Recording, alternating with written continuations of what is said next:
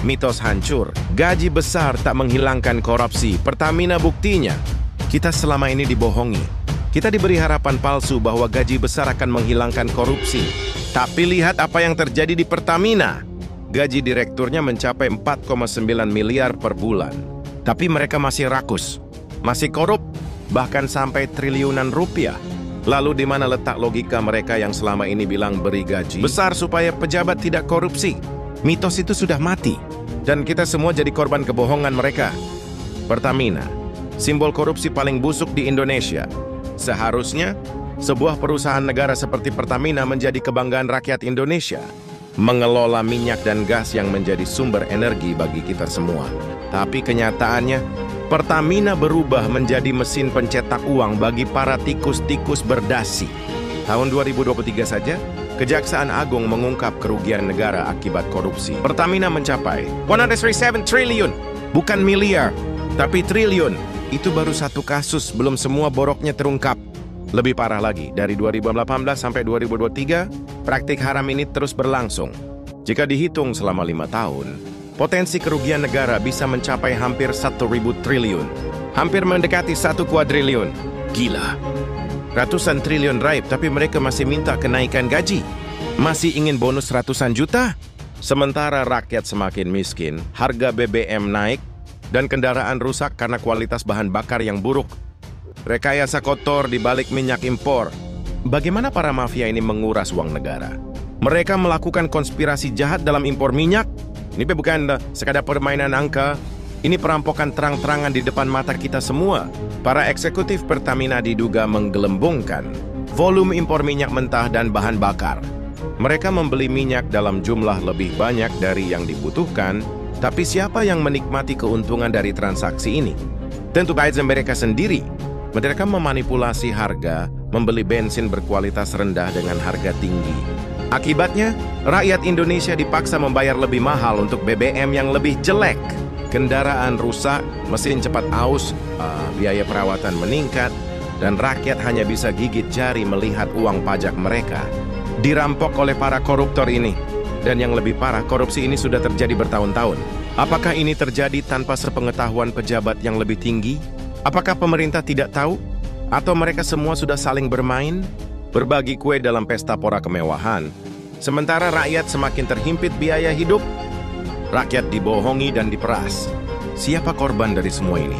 Kita semua. Rakyat Indonesia yang harus menanggung akibat dari kerakusan mereka. Mereka terus menaikkan harga BBM dengan alasan rugi, subsidi membebani negara, atau harga minyak dunia naik. Tapi nyatanya, Pertamina mencetak untung besar, sementara rakyat yang harus bayar lebih mahal. Kualitas BBM buruk, kendaraan cepat rusak. Dengan impor bensin kualitas rendah, kendaraan kita jadi cepat rusak. Mesin aus, performa menurun, harus sering servis dan biaya perbaikan naik. Siapa yang diuntungkan? Mafia impor minyak dan bengkel besar yang punya koneksi dengan mereka.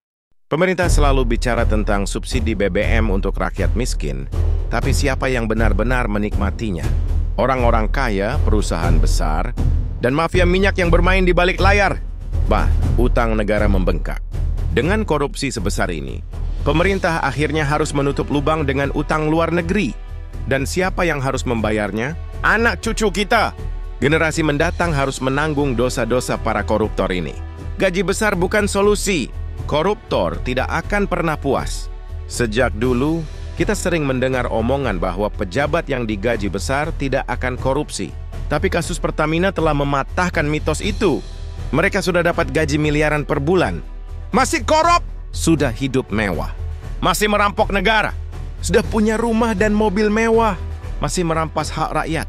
Artinya bukan soal gaji, tapi soal mental. Pejabat yang rakus, bermental maling, mau digaji 10 miliar pun kalau mentalnya tikus, tetap saja akan mencari cara untuk mencuri lebih banyak. Kita tidak bisa lagi percaya bahwa gaji besar bisa menghentikan korupsi. Yang kita butuhkan adalah hukuman berat, penyitaan aset, dan sistem pengawasan yang benar-benar tegas. Rakyat sudah muak. Kita tidak bisa terus membiarkan para maling ini berkeliaran dan menikmati hasil korupsinya. Maka kita menuntut, 1. Sita semua aset koruptor. Aset para koruptor ini harus disita untuk mengembalikan uang negara. Tidak ada kompromi. Rumah, mobil, tanah semua harus disita. 2. Penjarakan seumur hidup. Hukum ringan untuk koruptor harus dihapus. Penjara seumur hidup tanpa remisi bagi mereka yang merugikan negara triliunan rupiah. 3. Hukum mati bagi koruptor besar. Korupsi yang merugikan negara dalam jumlah besar harus dihukum mati, bukan malah diampuni atau diajak damai. Rakyat Indonesia tidak boleh diam. Kita harus sadar bahwa kita sedang diperas habis-habisan. Harga BBM naik tapi uangnya masuk ke kantong mafia. Kendaraan kita rusak tapi mereka hidup enak dengan jet pribadi. Pajak kita digunakan untuk menambal kebocoran akibat korupsi mereka. Cukup sudah. Jangan mau dibodohi lagi dengan mitos gaji besar bisa menghilangkan korupsi. Yang dibutuhkan bukan gaji besar, tapi sistem yang tegas, pengawasan yang ketat, dan hukuman yang berat. Saatnya kita bersuara. Sebarkan kebenaran ini. Jangan biarkan mafia minyak dan pejabat busuk terus tertawa di atas penderitaan kita. Rakyat sudah cukup menderita. Korupsi harus dihancurkan. Para maling ini harus dihukum setimpal. Dan mitos bahwa gaji besar bisa menghilangkan korupsi harus kita kubur dalam-dalam.